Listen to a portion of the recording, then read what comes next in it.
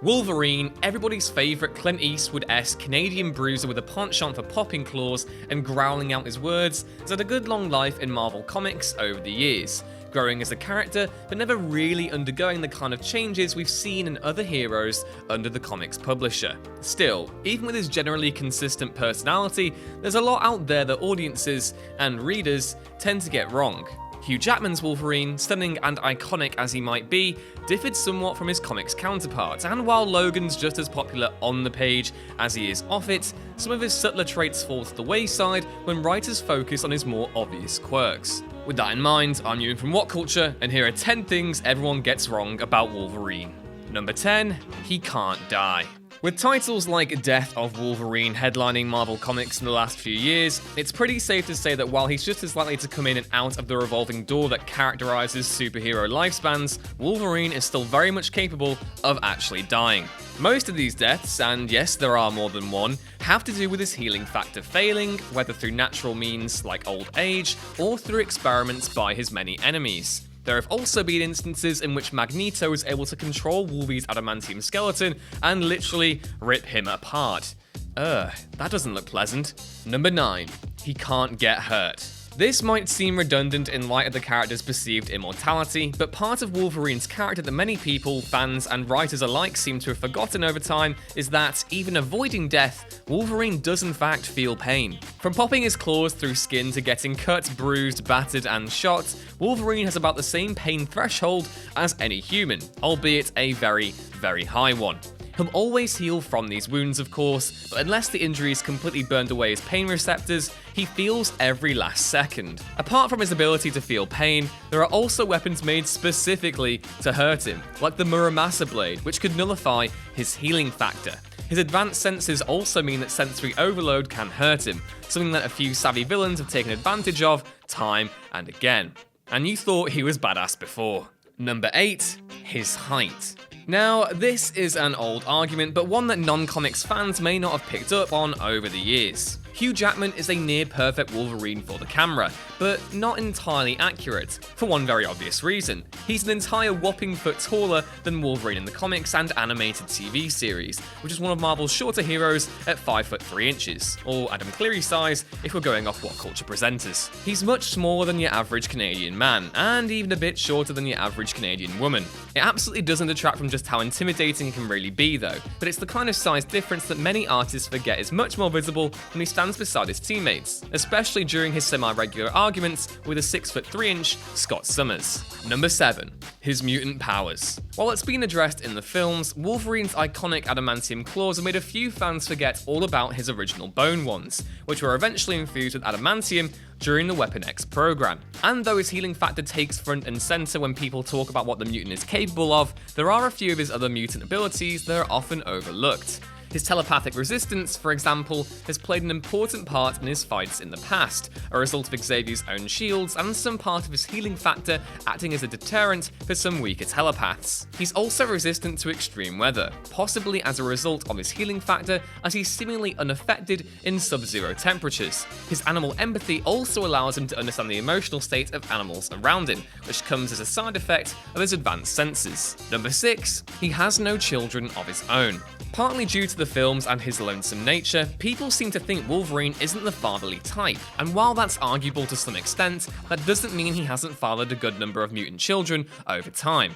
Whether they were born of actual relationships or clones made of his DNA, Wolvie's got quite a long list of snicked kids under his belt, even if not all of them were made to last. Some of the most notable ones include Laura Kinney, formerly X-23, as well as Dakin, his self-serving semi-villainous biological son, who he's clashed with on multiple occasions. There are also characters such as Reyes, his son with Mystique, the Mongrels, who he killed before realizing they were all his kids, and his many children in the multiverse, including Wild Thing, his daughter with Elektra, to name but one. But apart from these, Logan has proven a good father or father figure to those not of his blood, including Ninja Master Amiko Kobayashi and the mutants Jubilee and Kitty Pryde. Number 5, his son Dakin. Too often wrongly characterized as a punk caricature of Wolverine who's obsessed with his father, Daken is one of the more memorable of Wolverine's sires. Born to a Japanese woman, Itsu Akihiro Daken is his father's opposite in many respects. A refined Machiavellian genius who taught himself Greek at age 10, a man who is able to outwit Norman Osborn, the X-Men, the Fantastic Four, among others, Daken is a manipulative, hyper-intelligent, seductive bisexual who, while capable of empathy, is very selective with it. His hedonistic exploits and his goal to rule a shadowed empire even made for good reading in the Dark Wolverine run that segued into his own eponymous series. Number 4. Laura Kinney. Currently, Marvel's Wolverine until the status quo is changed and Logan returns for good. Laura Kinney, formerly X-23, made a splash in the recent Logan film as the feral clone created from Wolverine's genetic material, complete with claws and a healing factor. Like Harley Quinn of DC fame, she was originally created for a TV series, the fantastic early 2000s X-Men Evolution. Yes, the theme is now in my head as well, thanks for that, before eventually making her way to the comics later that same decade. Though best known for her numerical designation, Laura has since denied the name, instead making herself as Laura Kinney and as Wolverine rather than the weapon they wanted her to be. Laura is no longer a wild child, but a full-grown, well-adjusted adult woman with friends, family, and a home.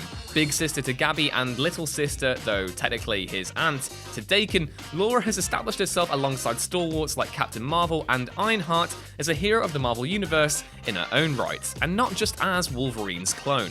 Number 3, he has no friends, only teammates. Again, due to his Clint Eastwood-esque man with no name lone wolf shtick, many audiences have had this misconception that, even while on multiple Marvel teams, Wolverine is largely friendless. While he does have more teammates than actual friends, he's got quite a few he considers worth his time on and off the battlefield.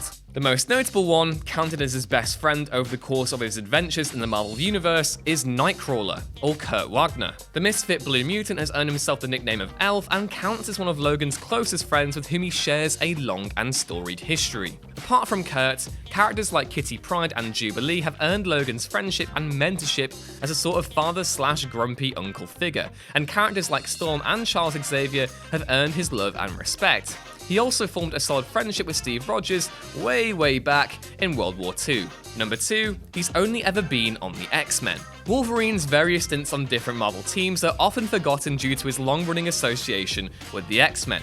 Though he's mainly a part of Professor X's team, yellow jumpsuit and all, he's also been part of other groups over the decades. His most notable membership includes his stint as an Avenger, in multiple incarnations of the team, mighty or otherwise. He's also been a part of the X-Men Strike Team, the X-Force, as well as a member of the Canadian super team, Alpha Flight, alongside other mutants such as North Star and Aurora. Over his long run in the comics, he's also been part of the Defenders, the Fantastic Four, Assassin's Guild, Unity Squad, you name it. The list is long and varied, and unsurprising for one of Marvel's most popular heroes. No matter his allegiance, Wolverine's definitely the kind of fighter it seems like everyone in the Marvel Universe wants in their corner, for better or for worse. Number 1, his name is Logan. Everybody knows Wolverine as Logan, even Wolverine himself. But the funny thing is that he never actually decided on that name officially, it just stuck. His original name, the one he was actually born with, was James Howlett, which marked him the illegitimate son of a rich family in Canada back in the 19th century. He used the name Logan based on his biological father Thomas Logan when he and his mother went into hiding, and it was the name many of the people he met went on to know him by. After he lost his memory, the fact that everybody knew him by Logan and not James meant that the name would stick, becoming more significant to him than his original nom de guerre ever was. Few will ever remember James Howlett, but everyone remembers Logan, even now, long after he tore his way into the collective consciousness on the iconic pages of Marvel Comics.